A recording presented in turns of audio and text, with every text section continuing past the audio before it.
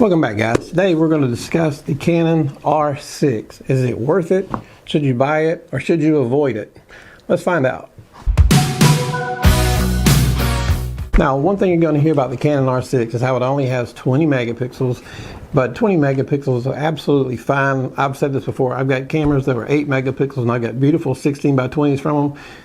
The camera is just absolutely perfect. Now, if you're shooting billboards and you're cropping in 200%, you might want to jump up to the R6 and get the 45 megapixels. But for 99.9% of everything, the Canon R6 is going to be perfectly fine with 20 megapixels. When the Canon R6 first came out, it had some overheating issues with video. I did an upgrade on Canon and I haven't had any overheating issues with my video since then. So I think that problem has been solved, so I wouldn't worry about the overheating. Now, I have heard a few people say if you're doing 4K 60 for an amount of time, it can overheat a little bit. Ulanzi does make a fan that goes on the back of your camera and will help cool it off some. So if you're having to do 4K 60, you can try that Ulanzi fan and see if it works. But I haven't had any problems with overheating since the update.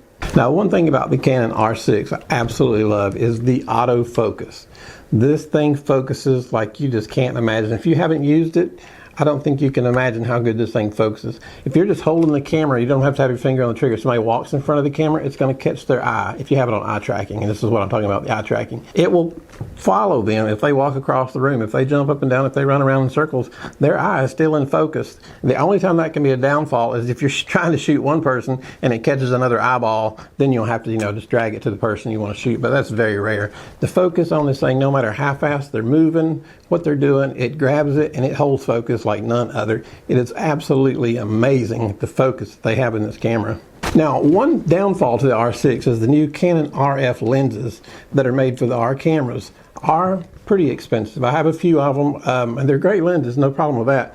But you're looking at $2,000 to $3,000 for some pretty good lenses. The good thing is you can get a $100 adapter and use your old EF lenses. So if you have a lot of EF lenses laying around, you're good to go. And the thing is, when you put the adapter on, there's no loss of anything. The focus still works great. The image still looks great. So don't worry about putting on an adapter, because I know anytime you use the word adapter, people think quality drops. I'm one of them, but not in this case. The quality will not drop from the pictures or from the autofocus, so no worries there. Now, it being a mirrorless camera and everything being like the electronic viewfinder, everything's electronic on it. So I put the battery grip on it.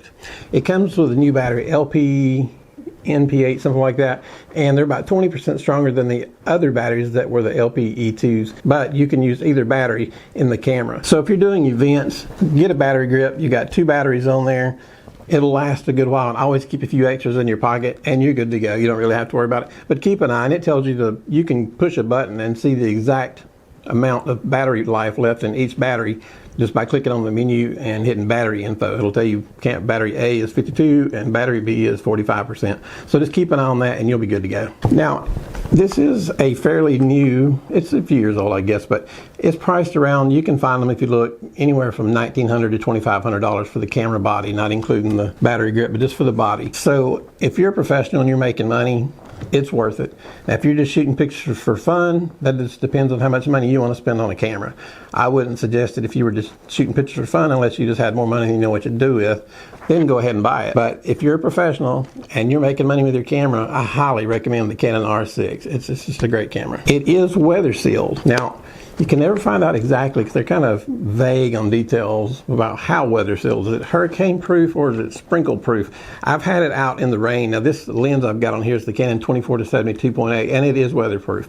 They say the R6 is, and I've had it out in the rain and I haven't had any problems. I have not, however, been in a torrential downpour for 20 minutes with it. I have been through some rain, but I haven't had any problems. So we'll see what happens. We'll cross that bridge when we get there. But from what I've heard and read and experienced, it seems to be well built and weatherproof. So I wouldn't worry too much about that. If you're too worried about the weather, you can get one of those bags that goes over the camera and hide it and put your arms through it. That way the camera don't get wet and you'll be good to go. One of my favorite things about this camera is it has dual memory card slots, two SD cards.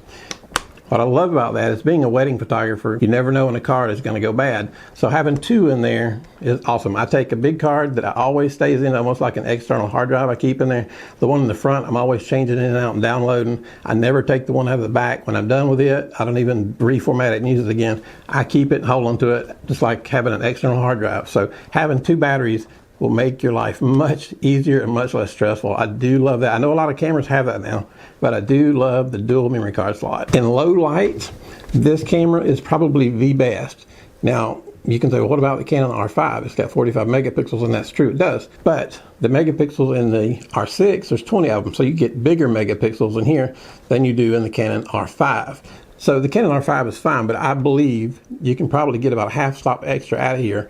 I can shoot this around 12,000 and get this very minute grain. And then you can run it through Photoshop, denoise, that sort of stuff, topaz, and you know, it looks like you shot it at 400. The ability to shoot in low light, especially as a wedding photographer and event photographer, really important, and you really need to have that to keep your images looking good. So I love the low light ability of this camera. It will shoot 12 frames per second or 20 frames per second on digital. I usually just stick with mechanical shutter and go with 12 frames a second because I very rarely ever need that. I very rarely ever need more than 3 or 4 frames a second. Usually it's one shot at a time because I'm more of a portrait and wedding photographer. So, but if you're doing sports and you need more, you can pick mechanical at 12 frames a second or digital at 20 frames a second. And also video slow motion. It'll do 120 frames a second with slow motion. That's not something I use a lot, but I do want to try it out and just play with it. I've heard a lot of people talk about it. I don't really have much demand for that in our business, but I think for fun just to check out slow motion would be kind of cool. So I will have to do a video on that one day. The final question, should you buy the Canon R6? My answer is if you're professional, absolutely you should, especially if you have EF lenses laying around, maybe your Canon 5D Mark, Canon 6D, or whatever Canon you may have. I do know the new RF lenses are expensive. They have some cheaper ones you can get, and they're excellent. They do have a 28-70 that's f2.0. It runs around $3,100.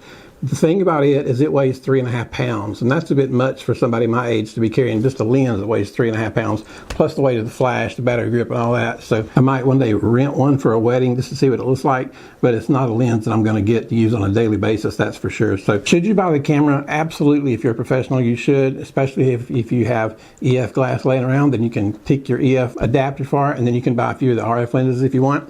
One cool thing about the RF lenses is on the end, they have what's called a control ring. So you can set it to change your ISO, f-stop, whatever you want to change. It's pretty cool to do that. But it's not, needed. You can't do that with your EF lenses, but your EF lenses, you still get the same quality from them. So should you buy the camera? Absolutely. If you're making money, absolutely. If you're just doing it for fun, if you have the money to spend, absolutely get it. You won't find a better camera anywhere. So that's my opinion. What do you guys think about the Canon R6? Let me know. And hey, if we're helping you guys out, hit subscribe. Have a good day. Thanks.